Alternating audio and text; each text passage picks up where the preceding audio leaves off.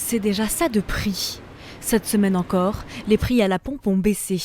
Le gazole, le carburant le plus vendu en France, a perdu presque 1 centime d'euro par litre entre le 9 et le 16 août. Et l'essence, le super samplon 95, a reculé de 1,38 centimes et passe sous la barre des 1,50 €. La tendance de la semaine dernière se confirme, mais si l'on regarde les prix depuis le début de l'année, c'est une légère accalmie après une hausse continue des prix depuis janvier. Dans cette station-service d'Île-de-France, difficile d'en constater les effets pour ces automobilistes dont certains rentrent de vacances, surtout que les valeurs varient selon les distributeurs et les régions.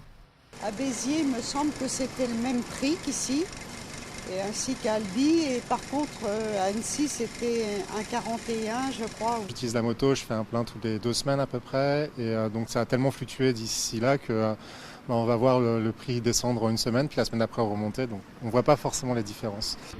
Pourtant, les prix du baril de pétrole ont réellement chuté à l'échelle mondiale.